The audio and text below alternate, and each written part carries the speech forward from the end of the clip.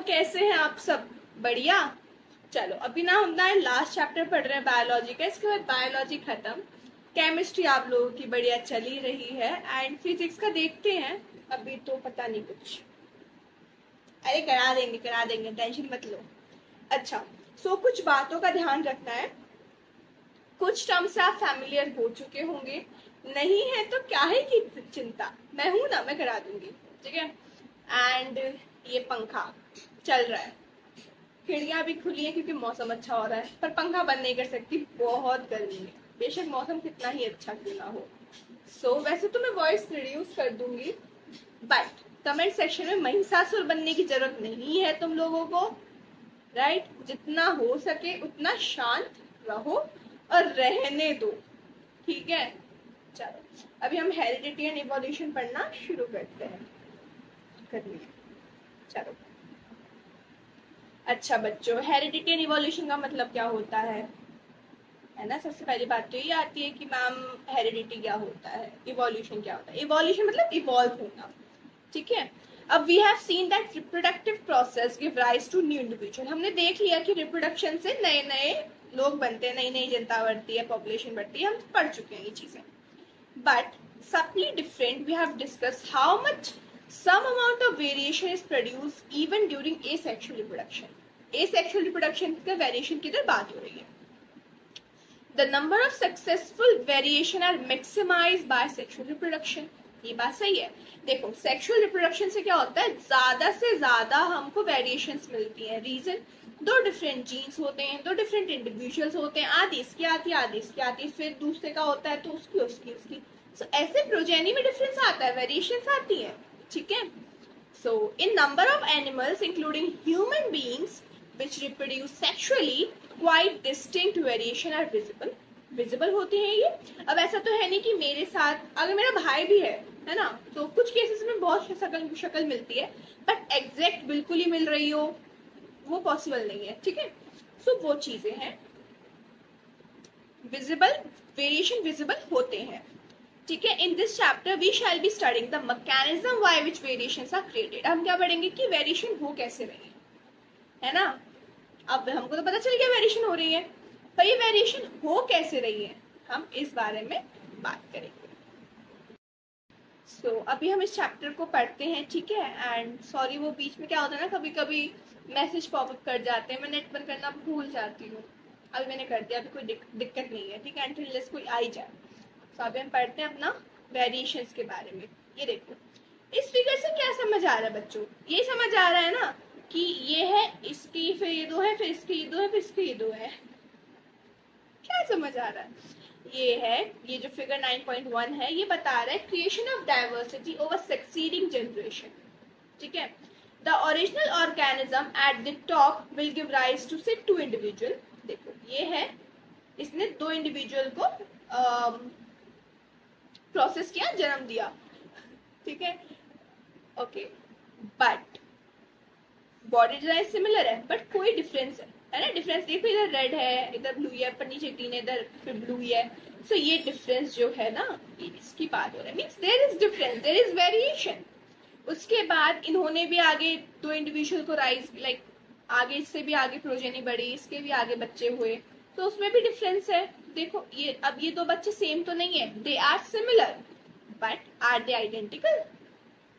They are not. ठीक है। अभी जिन बच्चों ने मेरी पुरानी वीडियो देखी होगी उनको पता होगा कि सिमिलर होने में और आइडेंटिकल होने में फर्क होता है। वी कैन से कि सिमिलर है, बट वी कांट से कि आइडेंटिकल है। सिमिलरली इनमें डिफरेंस भी है, they are similar but they are having variation, so they are not identical. अगर आइडेंटिकल होते तो वेरिएशन दिखती है, ऊपर लाल नीचे हरा, ऐसे होता नहीं होता ना, दोनों एकदम डिट्टो सेम होते। यहाँ पे वो केस नहीं है, यहाँ पे वेरिएशंस हैं। ठीक है। अभी accumulation of variation during reproduction पढ़ते हैं। Inheritance from the previous generation provides both a common basic body design and a subtle change in it for the next generation. Now think about what would happen when this new generation in its turn reproduce. अब अगर ये new generation reproduce करेगी तो उसका भी अलग होगा। चलो अभी देखो क्या है कि वो चेंज होते हैं, नेक्स्ट जनरेशन में भी चेंज आएगा, ठीक है। The second generation will have difference that they inherit from first generation as well as newly created differences. एक जनरेशन में दूसरी से डिफरेंस आया, दूसरी से तीसरी में, एंड सो ऑन। बट कुछ चीजें ट्रांसफर होती हैं बच्चों। हम ये नहीं बोलेंगे कि कंप्लीटली न्यू ऑर्गेनिज्म है, उसके अंदर कोई सिमिलैरिटी नहीं है। ऑब्वियसली होगी, कुछ ना कुछ तो होगी। हाँ, वो कई जनरेशन बाद शायद वो सिमिलैरिटी डिसअपियर हो जाए, बट नेक्स्ट में तो दिखेगी दिखेगी, ठीक है। सो ये फिगर 9.1 क्या रिप्रेजेंट कर रहा है, ये मैं आपको बता चुकी हूँ, ठीक है। So the situation of a single individual reproduce as is single parent है, स्टार्टिंग वाला पेरेंट सिंगल है, बाकी भी सिंगल है, वो आपस में रिप्रोड्यूस नहीं कर रहे हैं, उनसे आगे बच्चे हो रहे हैं पर वो आपस में नहीं कर रहे हैं। सो द एसेक्सुअल रिप्रोडक्शन का ये एग्जांपल है, ठीक है। If one bacterium divides, then the resultant two bacteria divide again. The four bacteria generate would be very similar. जो 4 इंडिविजुअल जनरेट हुए हैं वो काफी हद तक सिमिलर रहेंगे, ठीक है। अभी सुनो, मैं आपको पढ़ा रही हूँ, बैकग्राउंड में अपना रिमूव कर दूंगी, ठीक है, बिकॉज मैं नहीं चाहती उड़ता हुआ पर्दा आए। सो आप बुक निकालो, हो सकता है आपको कुछ चीज नहीं दिख रही हो क्योंकि मुझसे कवर हो रहा हो। बेटर है अपने नोट्स लेके बैठो and read it, start reading, right, it will be good for you. मैं 10 बार बोल चुकी हूँ, कई बार लेक्चर्स में बोलती हूँ, एनसीईआरटी इंपॉर्टेंट है, मीन्स एनसीईआरटी इंपॉर्टेंट है, कोई ऑल्टरनेटिव नहीं है उसका। चलो आगे देखो, there would be only very minor differences between them generated due to small inaccuracy in DNA copy, ठीक है। माइनर डिफरेंसेस होते हैं because of small inaccuracy in DNA. However, if sexual reproduction is involved, even greater diversity will be generated, as well as we will see when we discuss the rules of inheritance.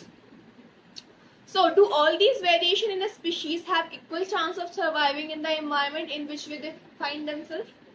बताओ, क्या ये जो variation हुई है species में, क्या उसके जो सर्वाइविंग चांस है, रेट है एनवायरमेंट, वो इक्वल होगा? ऑब्वियसली नहीं होगा ना। क्यों नहीं होगा? बिकॉज वो वेरिएशन पे डिपेंड करता है, पिछली बार भी पढ़ा था, अभी भी बता रही हूँ। It depends on the nature of variation. Different individuals would have different kind of advantage, ठीक है। बैक्टीरिया हीट को स्टैंड कर सकता है, bacteria that can withstand heat will survive better in a heat wave, as we have discussed earlier. So selection of variants by environmental factor forms the basis of for evolutionary processes, as we will discuss in the later sections. हम आगे पढ़ेंगे। So here are some in-text question, उनको भी cover कर लेते हैं। If a trait A exists in 10 population, एक trait है A, ठीक है, वो 10% लोगों में है, 10% पॉपुलेशन में है, ए सेक्सुअल रिप्रोडक्शन की, ठीक है। और जो ट्रेट बी है वो 60% में है। सो कौन सी ट्रेट ऐसी है which trait is likely to have arisen earlier? अभी पढ़ा था ऐसा कुछ, ठीक है। इसका हिंट इतना ही बहुत है, आप लोग कर लोगे, आई ट्रस्ट यू, ठीक है। How does the creation of variation in species promote survival? इसका आंसर मैं आपको दे चुकी हूँ अभी, पुराने रिप्रोडक्शन वाले चैप्टर में भी था। अब वो चैप्टर किसी ने अगर सिर्फ बकवास करने के लिए कमेंट सेक्शन में पढ़ा हो तो उसको नहीं आता होगा, बट जिसने वो चैप्टर के पॉइंट ऑफ व्यू से पढ़ा था, जिसने चैप्टर समझने के लिए पढ़ा था, बुक के लिए पढ़ा था, नॉलेज के लिए पढ़ा था, उसको इस क्वेश्चन का आंसर आता होगा। नहीं तो अभी भी पढ़ के गए, अभी भी आता होगा।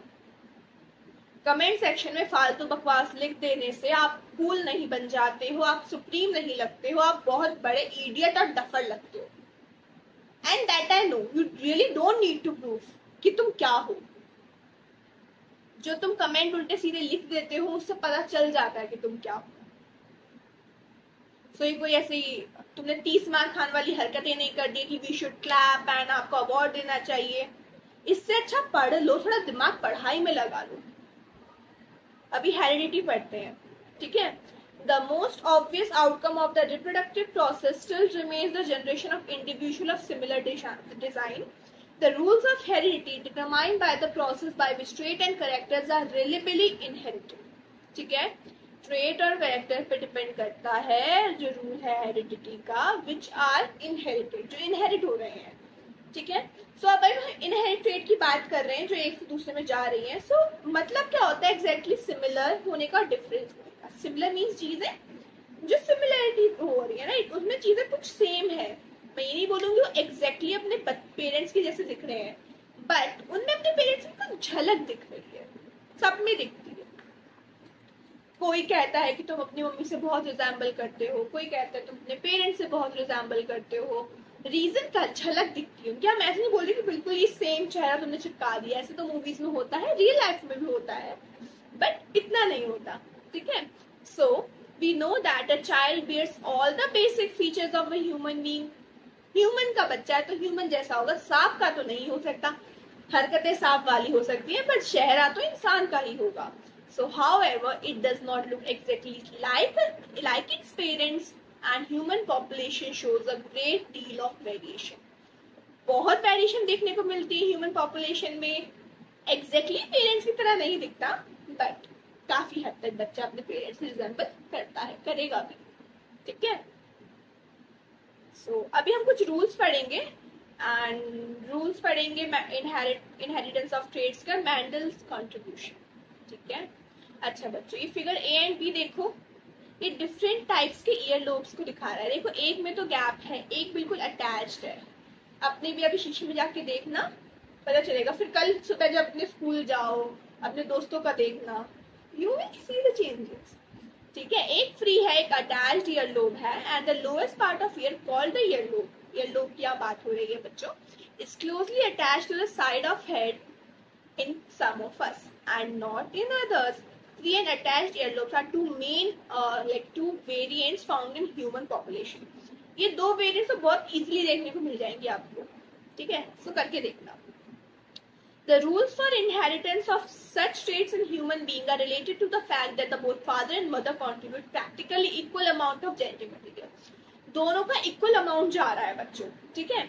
This means that each trait can be influenced by parental or maternal. या तो पापा से मिल जाएगा या मम्मी के डीएनए से मिलेगा। So thus for each trait there will be two version.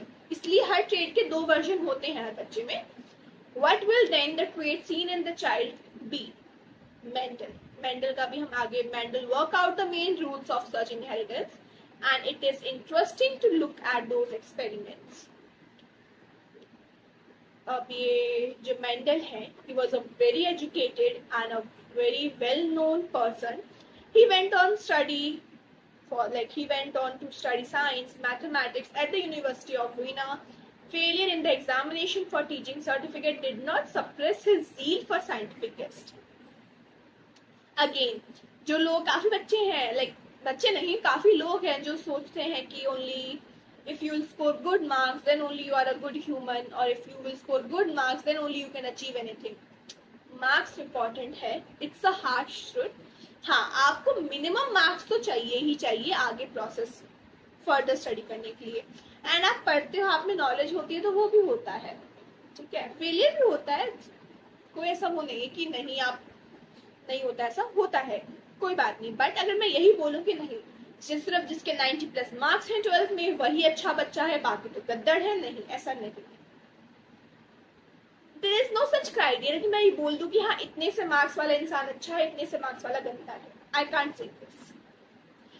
And इसीलिए मेरा फोकस उन्हीं पे रहता है जो शायद मार्क्स अच्छे स्कोर नहीं करते हैं, but they really can score good, because सब में पोटेंशियल तो है ही। वो बात अलग है कोई दिमाग कहाँ लगा रहा है, कोई कहीं और लगा रहा है। नॉलेज इंपॉर्टेंट है, कभी कभी हमें पता होता है पर हम लिख नहीं पाते हैं, ये भी एक फैक्टर होता है। Marks does not always define your dignity कि आप यही करोगे, बिल्कुल भी नहीं। बट मार्क्स इंपॉर्टेंट है। आई कांट से कि मार्क्स इंपॉर्टेंट नहीं है, it's a harsh truth. Marks important है, मार्क्स आपको चाहिए। ठीक है। एंड आई हेट दोज जो सिर्फ मार्क्स पे रिलाई करते हैं कि इसके मार्क्स है तो ये अच्छा है, इसके नहीं तो अच्छा है। उसके मार्क्स अच्छे हैं, वो नेचर में अच्छा नहीं है, वो दूसरों की इज्जत नहीं करता। ठीक है। वो अपने से नीचे लोगों को नीचा दिखाता है, काय का अच्छा है वो। इससे अच्छा तो शायद जिसके थोड़े कम मार्क्स आ जाते हैं पर वो सबकी इज्जत करता है, सबकी मदद करता है, सबसे अच्छे से रहता है, दूसरों को नीचा नहीं दिखाता, चालबाजियां नहीं खेलता, गेम्स नहीं खेलता, आई मीन वो पॉलिटिक्स वाले गेम। सो वो ज्यादा अच्छा है। कुछ चीजें ना ऐसे भी देखी जाती है। हेलो प्यारे बच्चों, I hope you all are doing great. Right, मौसम बहुत अच्छा हो रहा है, हम बहुत अच्छे से पढ़ रहे हैं चीज़ों को। आई नो कि स्लाइड में आपको समझ नहीं आ रहा होगा हम कहाँ पे हैं, क्योंकि काफ़ी जगह स्लाइड ना मतलब स्क्रीन रिकॉर्ड नहीं हुई है फ्लिकरिंग की वजह से। सो बुक खोल के बैठे रहो, समझ आएगा धीरे धीरे। एंड मौसम बहुत अच्छा हो रहा है, सी, ठीक है। इम्पॉर्टेंट चीज़ क्या है? इम्पॉर्टेंट ये है कि मैं आपके लिए लेकर आई हूँ वो सवाल बुक। ये बुक आपके लिए बहुत अच्छी है। एज यू नो, उस वाले हर सवाल का जवाब। सो ये बुक आपकी मदद करेगी। इसमें जो 10 years क्वेश्चन बैंक है, इट इज़ अमेजिंग। लाइक आपको इतनी मदद देगा, यू विल बी अमेज्ड। अगर आपको 99% चाहिए ना, you should read it, trust me. बच्चों, तुम मेहनत नहीं करोगे तो तुम्हें 99% मार्क्स कैसे मिलेंगे? मेहनत करनी पड़ेगी। मेहनत करने के लिए क्वेश्चन भी होने चाहिए ना, तो ये बुक आपको वो क्वेश्चन देती है। समझ आ रही है मेरी बात? तो जल्दी जो है इस बुक को चेक करो और अच्छे मार्क्स स्कोर करो। Bye bye. विज्ञान की बात अलग करते हैं। यहाँ पे इनके बारे में लिखा है। इन्होंने क्या किया था? इन्होंने पीस पे एक्सपेरिमेंट किया था। He went back to his monastery and started growing peas. Peas यानी मटर। Many other had studied the inheritance of trait in peas and other organs of billiard. पहले भी लोगों ने पढ़ा है, ऐसा नहीं कि ये पहले थे, पहले भी लोगों ने पढ़ा है। बट मैंडल ने अपनी नॉलेज को ऐसे ब्लेंड किया था साइंस और मैथ्स में। Like he was the one, देखो यहाँ पे लिखा है ना, blended his knowledge of science and mathematics. Science को मैथमेटिक्स को उन्होंने जोड़ दिया कि मेरे पास नॉलेज है, मार्क्स आए ना आए हो, मेरे पास नॉलेज है, मैं इन दोनों को जोड़ के देखता हूँ। सो उन्होंने किया, and he was the first one two keep count of individual exhibiting a particular trait in each generation. वो ट्रेड का पता लगाए थे हर जनरेशन में पीस के, ठीक है। And this helped him to arrive the law of inheritance. इसके बेसिस पे उन्होंने लॉ ऑफ इनहेरिटेंस दिए। So Mendel used a number of contrasting visible characters of garden pea, round और रिंकल। सीड की दो ट्रेड्स थी इसमें इनके पास। ट्रेड क्या है? ट्रेड क्या है कि उसका सीड कैसा है, राइट। लाइक करेक्टर तो ये हो गया कि सीड कैसा है, ट्रेड क्या हो सकती है उसकी? करेक्टर, ट्रेड्स दो डिफरेंट वर्ड्स होते हैं, ठीक है। एक करेक्टर और एक ट्रेड, ये दो डिफरेंट वर्ड्स होते हैं। डिफरेंस आप बताओ, ठीक है। तो उन्होंने क्या किया, एक राउंड सीड्स लिए, एक रिंकल लिए, शॉर्ट प्लांट लिए, टॉल प्लांट लिए, वॉयलेट लिए, वाइट लिए, and so on. So he took a P plant with different characteristics, like एक टॉल है, एक शॉर्ट है, और उनकी प्रोजेनी कराई। लाइक उनके अंदर उन्होंने रिप्रोडक्शन कराया उनका, एंड उसके आगे उन्होंने उसकी प्रोजेनी देखी। उन्होंने कैलकुलेट किया कि कितने शॉर्ट प्लांट है, कितने टॉल है। So in the first place there were no half big characteristics in the first generation F1। यानी F1 में ऐसा कोई नो मीडियम हाइटेड प्लांट ऐसा कुछ नहीं था। ऑल प्लांट्स वर टॉल, सारे प्लांट टॉल थे। यानी कि ओके, मैं इसको रेस करके आपको समझाती हूँ। जब उन्होंने टॉल का शॉर्ट से कराया, ठीक है, तो F1 यानी कि सबसे पहली जो प्रोजेनी है, ठीक है। सो ये उन्होंने टॉल का कराया, एक टॉल और एक शॉर्ट। तो हम इसको टॉल के लिए कैपिटल भी लिखेंगे, शॉर्ट के लिए स्मॉल भी लिखेंगे। इन्होंने इसका कराया था, यानी कैपिटल टी और स्मॉल टी कराया था, तो कोई मीडियम हाइटेड प्लांट नहीं आया था। इधर देखो, टॉल प्लस शॉर्ट, सारे के सारे टॉल है। यानी कि जो टी ट्रेट है, यानी जो टॉल वाला है, वो क्या कर रहा है, डोमिनेट कर रहा है, हाइट को डोमिनेट कर रहा है।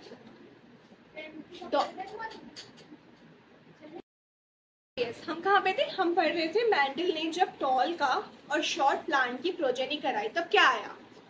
उन्होंने क्या किया, टॉल का शॉर्ट का कराया, तो टॉल आया। मीन्स टॉल जो उसकी हाइट है, टॉल यानी हाइट जो है, तो टॉल ट्रेट है, वो डोमिनेट कर रही है, ठीक है। इसका तो ये मतलब हुआ, all plant were tall.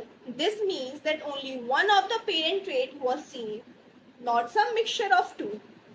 ऐसा कोई दो का मिक्सचर नहीं दिखा, नहीं तो मीडियम हाइटेड आता, ठीक है। So next question was, what the tall plant in F1 generation exactly the same as tall plant of parent generation, ठीक है। सो मेंडेलियन टेस्ट, उन्होंने अपना टेस्ट किया, ठीक है, right. Test his okay, Mendelian experiment tests this by getting both the parent plant and these F1 tall plants to reproduce by self-pollination. The progeny of the parent plant are of course all tall.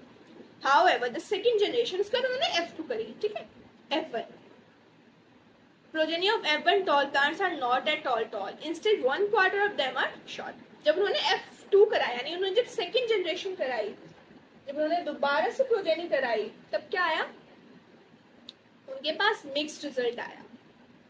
उनके पास mixed result आया, ठीक है. इसका मतलब कि tallness और shortness दोनों trade F1 में थी, बट वहां पे एक्सप्रेस सिर्फ टॉल हो रही थी.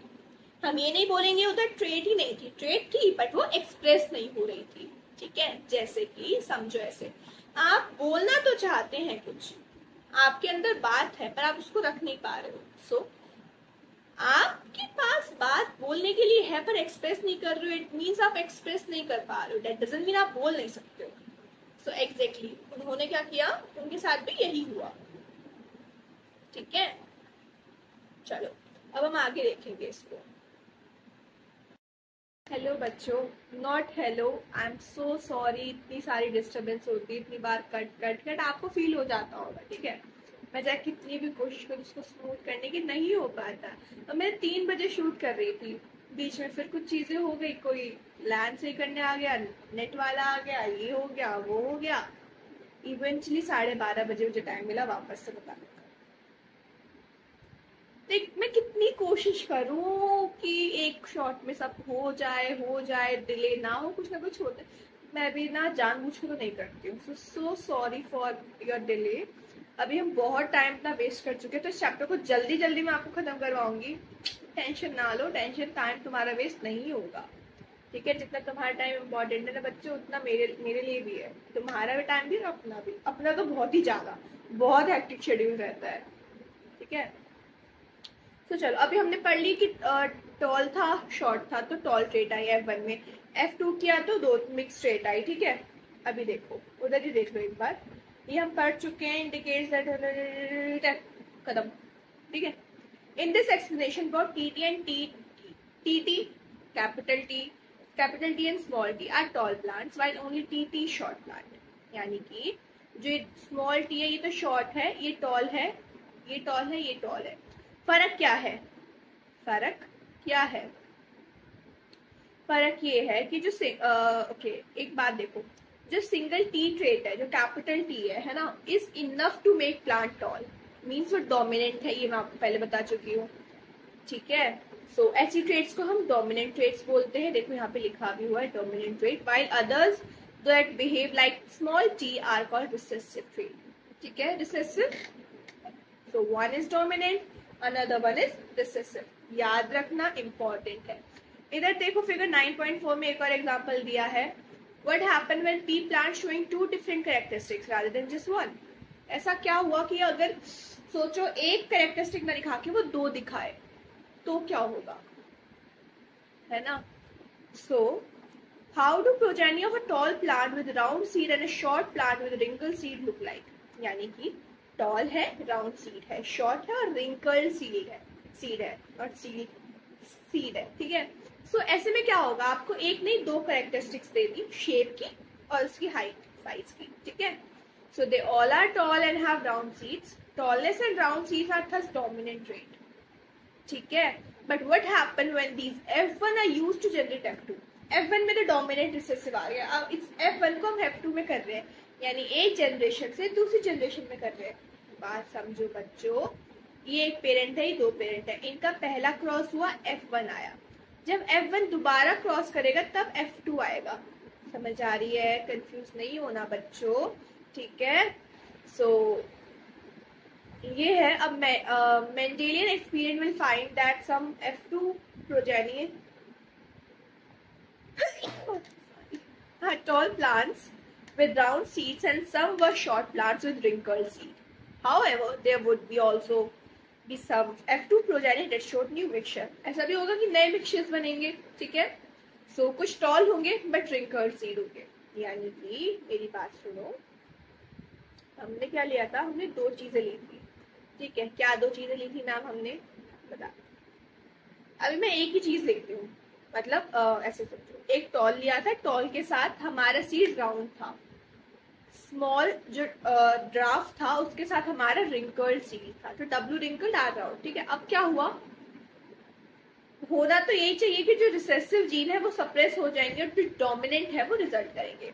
बट F2 में क्या होगा, मिक्स्ड पॉपुलेशन आएगी ना, तो मिक्स में क्या होगा कि टॉल के साथ रिंकल सीड आ गए, सीड आ गए, ठीक है, एंड स्मॉल टी के साथ राउंड सीड आ गए। ये चीज यहाँ पे लिखी है। Thus, the tall short trait and the round seed wrinkled seed traits are independently inherited. Another example shown in 9.5.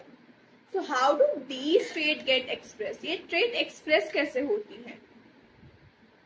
देखो, cellular DNA is the information source for making protein in the cell. हमको पता है कि DNA information source है जिससे protein बनते हैं cell में, ठीक है।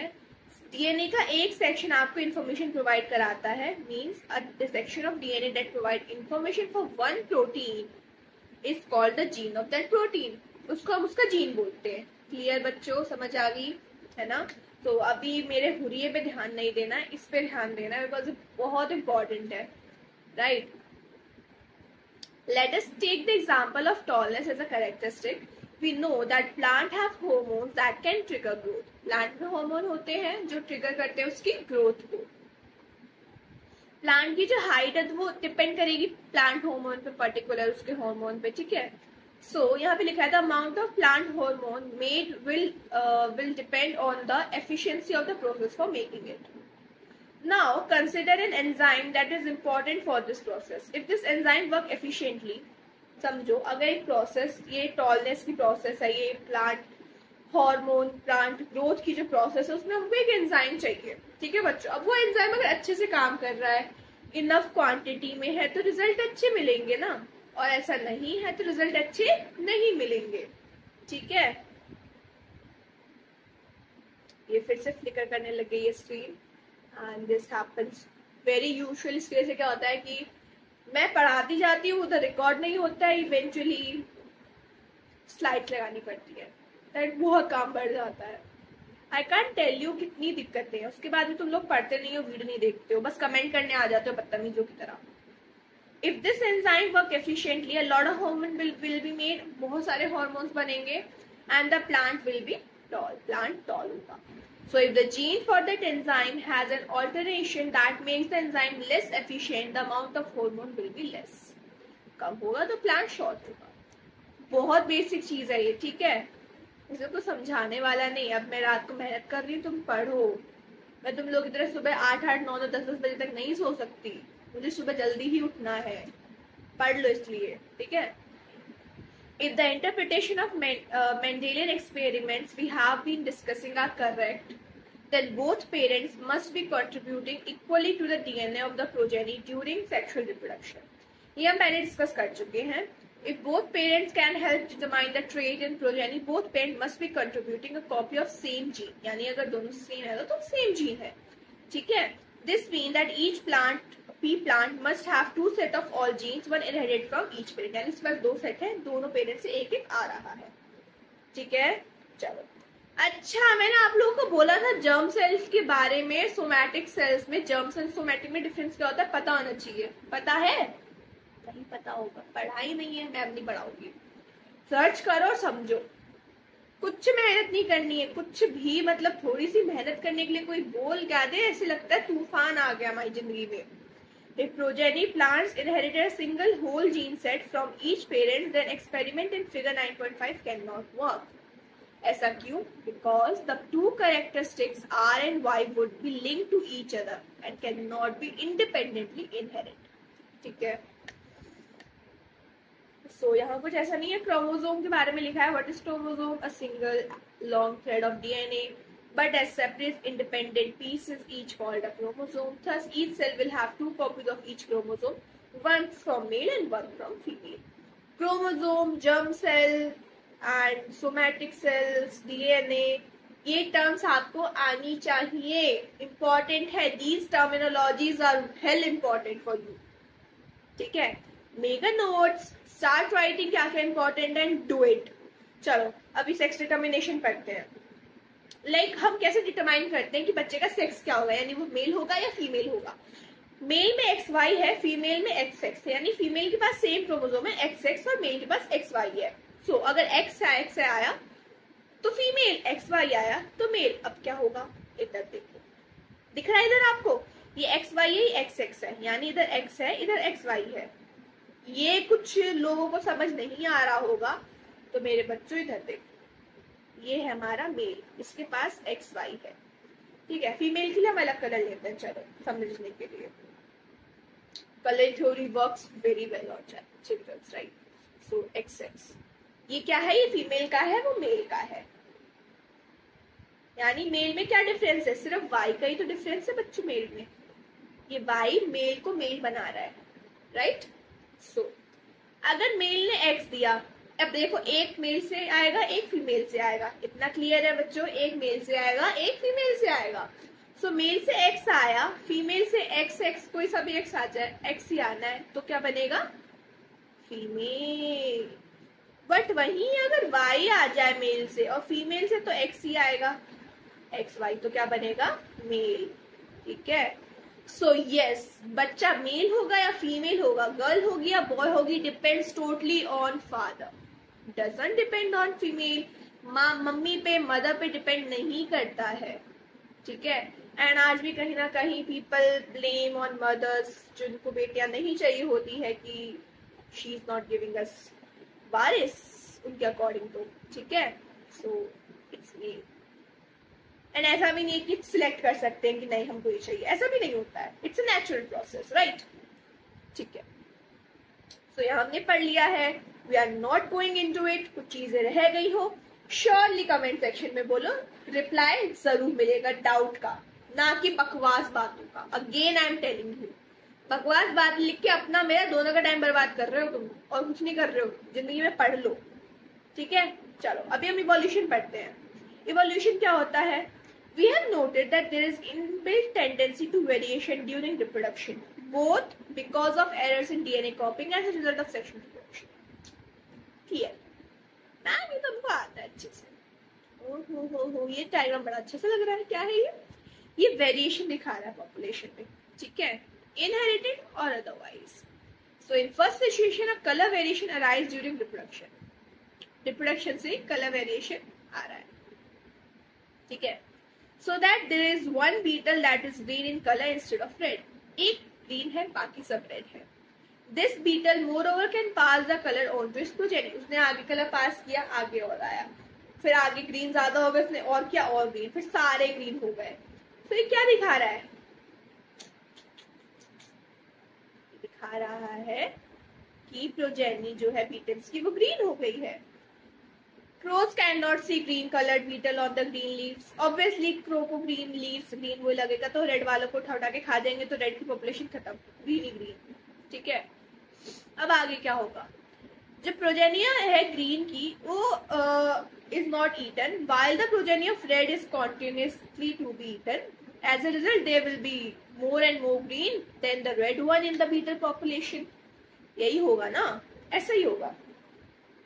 सेकेंड सिचुएशन में है, a colour variation arises during reproduction but now it result in beetle that is blue in colour. अब क्या है, अब ब्लू हो गया है, ठीक है, instead of red. So this beetle can also pass the colour on to its progeny, वो भी आगे कलर पास करेगा, तो क्या होगा, जो बीटल ब्लू है, अब crows can see blue colour beetle in green leaves of the bushes as well as they can see red one, therefore they can eat them. खा सकता है, वो ब्लू भी दिख रहा है उसको, तो उसको तो ग्रीन भी दिख रहा है, ठीक है। So in the population, as it expands, there are few blue beetles, but most are red. But at this point, an elephant comes by and stamp on the bushes where beetles live. This kills most of the beetles. By chance, the few beetles that have survived are mostly blue. The beetle population slowly expands, but now this beetle population is mostly blue. ये है population. इसमें एक ने blue colour आ गया, उसने आगे अपनी progeny आगे पास करी। अब क्रो को दोनों दिख रहे हैं, ठीक है, क्रो को अपने जो कौवा है उसको दोनों चीज दिख रही है, उसको रेड भी दिख रहा है, उसको ब्लू भी दिख रहा है, दोनों खा रहा है। अचानक एलिफेंट आता है, हाथी, वो एक मोटा हाथी घूमने गया भाई, घूमने गया, तो वो घूमते घूमते यहाँ आ गया और उसने उसके ऊपर पैर रख दिए बीटल्स पे। अब चाहे वो रेड हो, चाहे ग्रीन हो, चाहे ब्लू हो, ग्रीन की बात नहीं हो रही है, रेड और ब्लू की बात हो रही है। अब हाथी तो नहीं कर रहा कि नहीं मैं ब्लू को नहीं मारूंगा, मैं ग्रीन को नहीं मारूंगा, ब्लू को नहीं मारूंगा, मैं ग्रीन को नहीं मारूंगा, नहीं, उसने ऐसे नहीं सोचा, उसने पैर रख दिया, मर गए लोग। बाय डिफॉल्ट हुआ ये कि ब्लू बच गए। अब जब रेड है ही नहीं तो पॉपुलेशन कैसे बढ़ेगी? सो ब्लू ही ब्लू, ब्लू ही ब्लू। समझ गए? ये चीज यहाँ पे हुई है, राइट। सो दोनों सिचुएशन में ऑब्वियस क्या है, that started out as a rare variation came out to be a common characteristic in their population. In other words, the frequency of an inherited trait change over generation, यानी जो inherit हो रही है चीजें, जो trait inherit हो रही है वो जैसे जैसे पॉपुलेशन बढ़ रही है, जैसे जैसे टाइम बढ़ रहा है, वैसे वैसे चेंज हो रही है। पहले रेड था, फिर ग्रीन आया, फिर रेड था, फिर ब्लू आया। ठीक है, सो वेरी सिंपल, राइट। ये नेचुरल सिलेक्शन प्रोसेस है बाय डिफॉल्ट, जिसका था नंबर निकल लिया वो। So because it gave a survival advantage, in other words, was naturally selected. We can see that natural selection is excreted by the crows. The more crows there are, the more red beetles would be eaten, and the more proportion of green beetles in the population would be. Green ज़्यादा रहेंगे, obvious सी बात है ना, ठीक है। Thus, natural selection is directed evolution in the beetle population. कुछ भी नहीं है, बहुत आसान है, हम आगे बढ़ रहे हैं, ठीक है। चलो, एक्वायर्ड और इनहेरिट। एक्वायर्ड यानी हम टाइम के साथ ले रहे हैं, इनहेरिटेड यानी जो हमारे अंदर आई है, ठीक है। So we discuss the idea that the germ cells of sexual reproduction population are made in specialised reproductive tissue, बात कर चुके हैं। If the weight of the beetle is reduced because of starvation, this will not change the DNA of germ cell, ठीक है। अब अगर हम बात करें कि जो बीटल्स है स्टार्वेशन, भूख से मर गए वो, तो क्या हम इसको बोलेंगे उनके डीएनए में चेंज आया? नहीं, उनके डीएनए में कोई चेंज नहीं आया है, वो भूख से मरे, उन्हें खाना नहीं मिला है, राइट।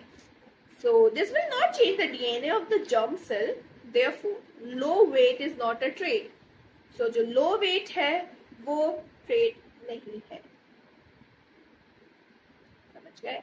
अब मुझे खाना नहीं मिलेगा, मैं पतली होती जाऊंगी दिन ब दिन, in the end I dead, right. So बात यहाँ हो रही है कि अगर बीटल के वेट कम हो रहा है स्टार्वेशन से, तो इसका मतलब ये नहीं है कि उसके डीएनए में चेंज आ जाएगा, यानी जर्म सेल डीएनए में चेंज आ जाएगा, ठीक है। अब मैं 2 दिन खाना ना खाऊं, मैं व्रत रख लूं 2 दिन का, तो ऐसा थोड़ी मेरा डीएनए बदल जाएगा, ऐसा नहीं है, ठीक है।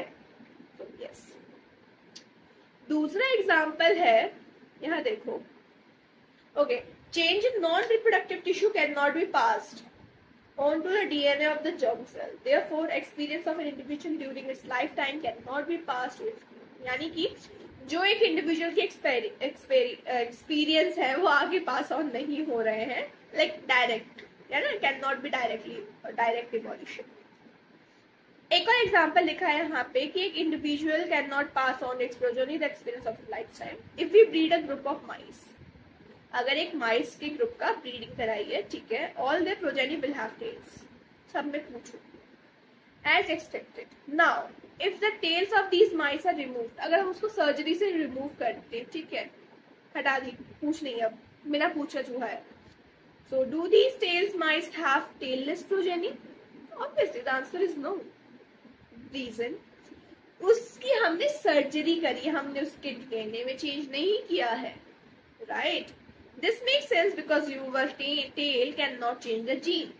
समझ गए? यानी जीन में चेंज होगा तो वो प्रोजेनी में चेंज आएगा, बट अगर फिजिकल अपीयरेंस में चेंज करूं कुछ तो वो प्रोजेनी में नहीं जाएगा, ठीक है। सो यानी कि अगर अब मैं, ये तो सिंपल सी बात हो गई, अब सर्जरी से उसकी पूंछ हटा दी तो आप बोलो आगे पूंछ नहीं आएगी, नहीं, डीएनए में थोड़ी चेंज किया है बच्चों।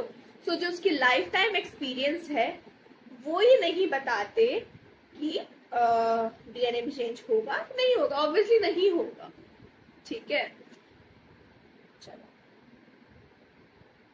यही रीजन है, this is the reason why the ideas of heredity and genetics that we have discussed earlier are so essential, इसलिए जरूरी है इवोल्यूशन को समझने के लिए।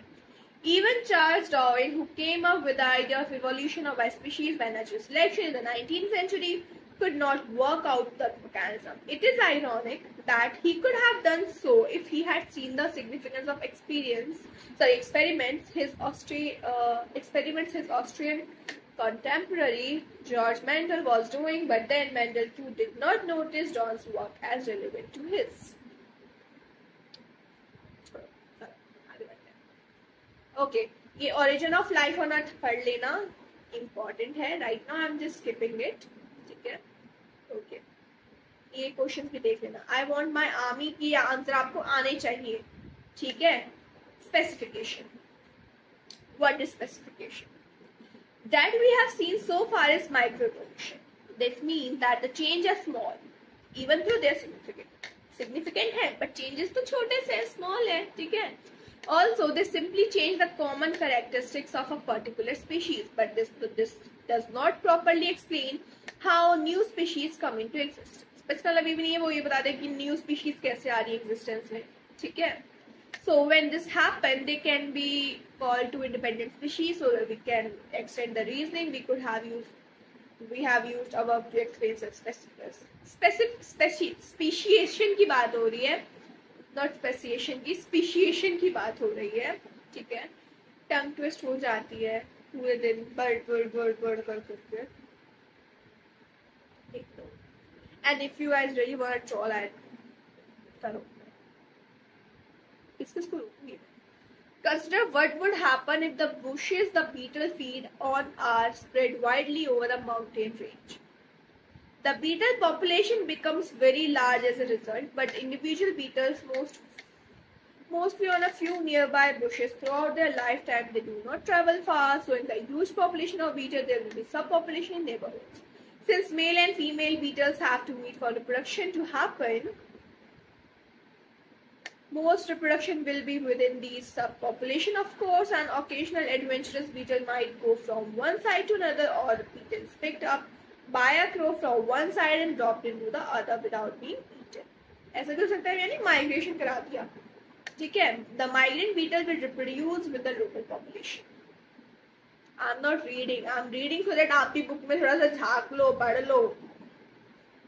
ये चैप्टर काफी इजी है बच्चों, ऐसा कुछ है नहीं मुश्किल, ठीक है। सारी चैप्टर इजी, सच बताऊं तो तुम पढ़ते नहीं। Over generation, genetic drift will accumulate different changes in each population. Also, natural selection will also operate differently in different geographic location. For example, in territory of subpopulation, crows are eliminated by eagle, but this does not happen for other subpopulation where crows number are very high. अगर कहीं जगह ज्यादा number, कहीं जगह कम है, तो उसका फर्क है, ठीक है। चलो लास्ट पैराग्राफ पढ़ते हैं। There can be number of ways by which this can happen if the DNA changes are severe enough, such as change in the number of chromosome. Eventually, the germ cell of two cannot fuse with each other. अब उसमें difference कर दिया आपने, DNA के changes are enough, like severe enough, such as आपने chromosome का number change कर दिया, तो ऑब्वियसली जर्म सेल्स जो है they can not fuse with each other, और a new variation emerged is which green females will not mate with the red, but only with the green. DNA में आपने change करा है, change आगे जाएगा, ठीक है। Evolution and classification. ओके, कौन कौन से फैक्टर्स होते हैं जो न्यू स्पीशीज को राइज देते हैं? जल्दी जल्दी जल्दी जल्दी। मैं किसी को पानी ना दूं तो क्या वो फैक्टर हो जाएगा नई स्पीशीज बनने का? नहीं होगा ना। दिमाग लगा के आंसर देना। जियोग्राफिक आइसोलेशन का क्या फर्क पड़ता है? अभी बात कही थी काओ वाले उसकी एग्जांपल की, ठीक है। विल जियोग्राफिकल आइसोलेशन मेजर, क्या ये मेजर फैक्टर है स्पेसिएशन का ऑर्गेनिज्म का दैट प्रोड्यूस एसेक्सुअली? माइंड, यहाँ पे एसेक्सुअल वर्ड लिखा है तो पढ़ लेना। इवोल्यूशन एंड क्लासिफिकेशन की बात करते हैं। कैरेक्टरिस्टिक्स क्या होती है? They are the details of appearance and behaviour, ठीक है। यानी दूसरे शब्दों में बोलूं तो पर्टिकुलर इंसान की पर्टिकुलर फंक्शन फॉर्म। मेरी कैरेक्टरिस्टिक्स क्या है? मैं बहुत बोलती हूँ, दिस इज माय, ठीक है छोड़ो जाने दो। This plant can do photosynthesis is also, plant photosynthesis करते तो उनकी कैरेक्टरिस्टिक्स है, राइट, बिकॉज वो उनका अपीयरेंस है, बिहेवियर है, एंड वो उनका फंक्शन है। So there are some basic characteristics जो हर कोई शेयर करता है, ठीक है। Like okay, cell is the basic fundamental of life. Cell is the basic unit of life. The characteristic is next level of classification would be shared by most but not all. सब mostly में shared होगी but सब में हो नहीं, ठीक है। The basic characteristics of cell design that differ among different organisms is whether the cell has weakness. सबसे पहले डिफरेंस क्या हो जाएगा सेल में? सेल सब में है, बट किसी में न्यूक्लियस है, किसी में बिना न्यूक्लियस का है, ठीक है। Bacterial cells do not, while the cells of other organisms do. Among among organisms with nucleated cells, which ones are unicellular and some are multicellular? So it's just telling about किसी में क्या, किसी में क्या. That property marks a very basic difference. ये बहुत basic difference बताता है एक body design में, particular body design में, ठीक है. Because of specialization of cell types and tissues among multicellular organisms, whether they can undertake photosynthesis or not will provide the next level of classification. बच्चों में तुमको ऊपर बहुत प्यार से बहुत देर से जो चीजें समझा चुकी हूँ वही रिपीट हो रही हैं और कुछ नहीं है, ठीक है। चलो इसको आप खुद पढ़ोगे। वन शॉट में हम सारी चीजें पढ़ाते हैं, क्लास में भी सारी चीजें पढ़ाते हैं, पर क्लास का मुकाबला आप वन शॉट से नहीं कर सकते हो, ठीक है, बिकॉज टाइम भी कम होता है। अगर ये वीडियो में 2 घंटे कर दूं ना बहुत कम लोग देखेंगे, यही अगर ये आए घंटे की और धुआंधार तब देखेंगे, कुछ नहीं कर सकते। ट्रेसिंग इवोल्यूशनरी रिलेशनशिप पढ़ते हैं। मैंने सोचा था मैं सुबह पढ़ा दूं पर फिर सुबह का हो नहीं सकता था, एंड अभी इतना बोलना, yes, I need to quit. Mammals have 4 limbs as do birds, reptiles and amphibians. The basic structure of the limb is similar, so it has been modified to perform different functions in various vertebrates. Such a homologous characteristic. Okay, कुछ word है homologous, analogous. Let me tell you. ये क्या है? चलो वापस लिखते हैं। homologous, analogous. ये 2 टर्म्स आपको आनी चाहिए। I don't know anything. कैसे पढ़ो? अच्छा मैं पढ़ा रही हूँ। देखो एनालॉगस में क्या है, wing of bat and wing of bird. Homologous में क्या है, फ्रॉग, लिजर्ड, बर्ड, ह्यूमन के हाथ। डिफरेंस देख के बताओ क्या है, समझे?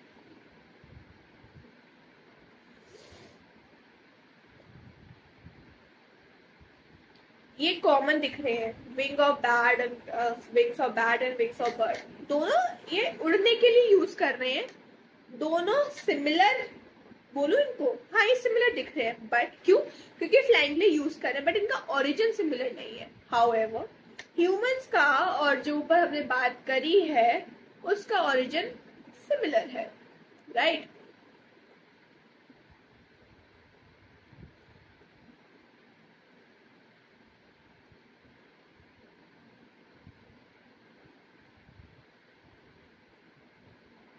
Design of 2 wings, their structure and component are thus very different. They look similar because they have common use for flying, but their origin are not common. This make them analogous characteristics rather than homologous. Homo means same, analogous मतलब different, ठीक है? Fossils क्या होते हैं? जमीन में काफी चीजें गड़ी हुई होती हैं जो काफी टाइम बाद बनती है, ये fossil होता है। So बच्चों fossil are such studies of organ structures that can be done not only on current species but also on no longer lived. यानी हाँ हम उनको पढ़ सकते हैं जो अभी धरती पे नहीं है पर पहले कभी हुआ करते थे।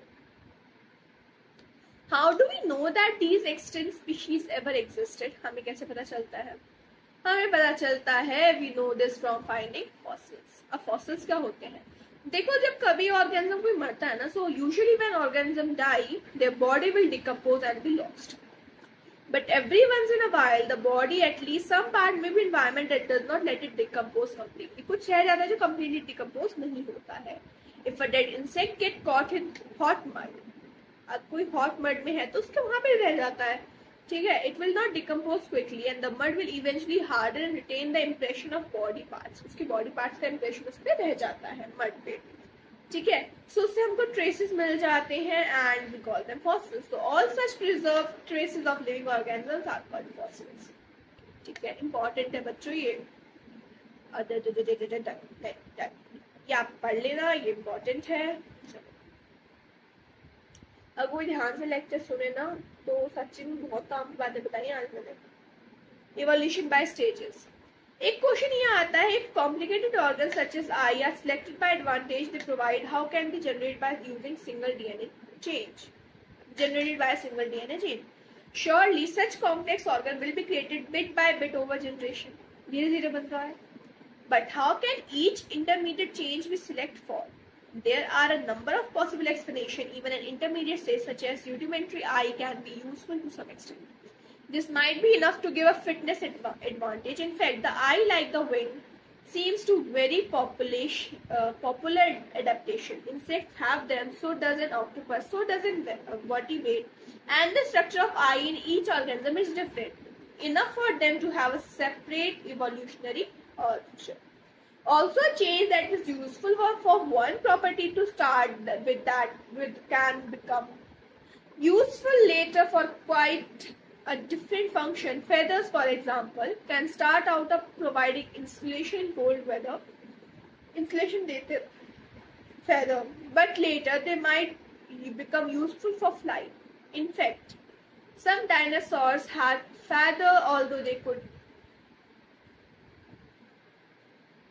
Okay, they could not fly using the feather. वो fly नहीं कर सकते, ठीक है? This is course means that the bird are very closely related to reptiles. In dinosaurs were reptiles. अब मैं लैपटॉप में भूल गया. इसमें कुछ ऐसा था नहीं, ठीक है? You can read it. It is very easy. There is nothing to be worried about. Molecular phylogeny क्या होती है? Phylogeny ही क्या होती है? Phytogeny. Okay. जीनोटिपिक और फिनोटिपिक में डिफरेंस क्या होता है? जीनोटिपिक यानी जेनेटिक मेकअप, फिनोटिपिक यानी उसका जो अपीयरेंस है, राइट? फिजिकल अपीयरेंस, इसकी बात हो रही है फिनोटिपिक में. तो these are two word, phenotypic and genotypic. ये भी आपको पता होनी चाहिए.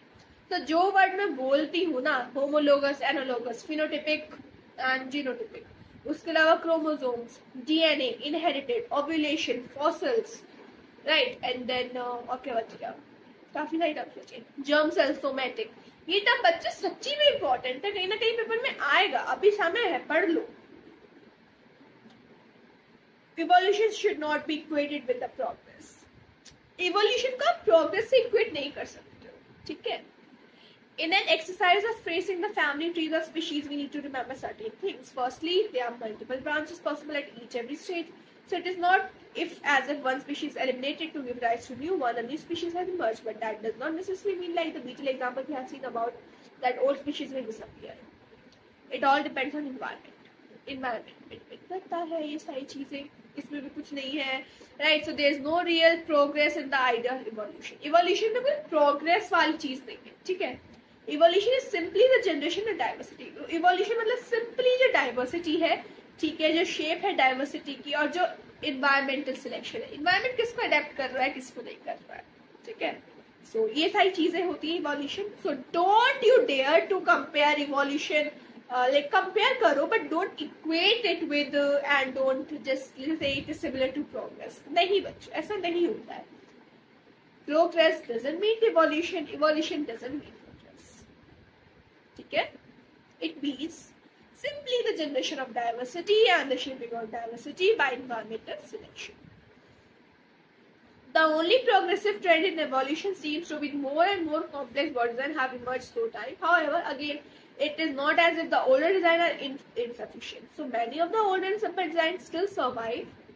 In fact, one of the simplest form, bacteria is the simplest form, inhabit the most in hospital habitats like hot spring, deep sea thermal vents, and the ice in Antarctica.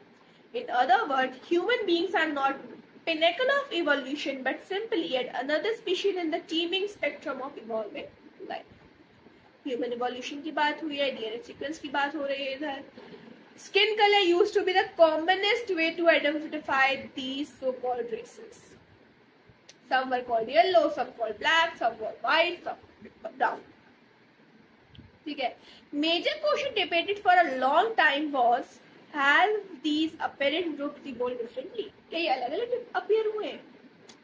Over recent years the evidence has become very clear. The answer is that there is no biological basis to the notion of human races. There is no biological basis to the notion of human races. All human beings are single species. You can't say that this is black, this is brown, this is white, this is yellow. No. They all are human, they all are same species. ठीक है, so stop, ये races के चक्कर में मत पड़ो. Not only that, regardless of where we have lived for the past few thousand years, we all come from Africa. The earliest member of the human species, Homo sapiens, can be traced there. Our genetic footprints can be traced back to our African roots a couple of 100,000 years ago. Some of our ancestors left Africa while others stayed. इधर chapter खत्म होता है. ठीक है, सबसे best बात बताओ मुझे एनसीईआरटी क्या लगती है. वो आपको चीजें सिखाती है बच्चों, वो आपको जोड़ती है चीजों से, लिंक करती है, एग्जाम्पल देती है, एंड इट्स अमेजिंग. दूसरी सबसे बड़ी चीज मुझे क्या लगती है, वो जो आपको डेली लाइफ सीख देती है. डेली लाइफ यानी कि जैसे उसने आपको ह्यूमन रिप्रोडक्शन वाले चैप्टर में सिखाया कि आपकी बॉडी में चेंजेस हो रहे हैं, they are totally normal, this is nothing to worry about. And क्यों बताया, ताकि आपको पता चले कि क्या बुरा है क्या अच्छा है, आपको पता चले. अभी इन्होंने वेरिएशंस के बारे में बताया, इन्होंने आपको बताया रेसेस के बारे में. रेसेस जो है समाज में, पीपल से लाइक ये काला है, ये गोरा है, ये अच्छा है, ये बुरा है, ऐसा नहीं है. They all are human. ठीक है, सब ह्यूमन है. अगर कोई एनसीईआरटी को डिटेल में ध्यान से पढ़े ना, उसको प्यार हो जाएगा एनसीईआरटी से. बहुत अच्छी बुक है, पढ़ना शुरू करो. एंड यहाँ मैं अपनी बकबक खत्म करती हूँ, मैं अपना चैप्टर बंद रखती हूँ. अब मैं जाऊंगी खाना खाने, ठीक है. सो यस, मिलते हैं अपने नेक्स्ट लेक्चर में. Let's see, let's plan it, क्या है अगला. आप कमेंट सेक्शन में क्वेश्चंस लिखिए, सजेशंस लिखिए, बकवास मत करिए क्योंकि बहुत मेहनत लगती है. आप अपनी जगह आके देखिए. आप किसी के बारे में बकबक तब तक नहीं कर सकते जब तक आप उसकी जगह पे ना हो. Okay, so bye bye, stay happy, stay blessed, and अच्छे से पढ़ो. I trust you. Bye.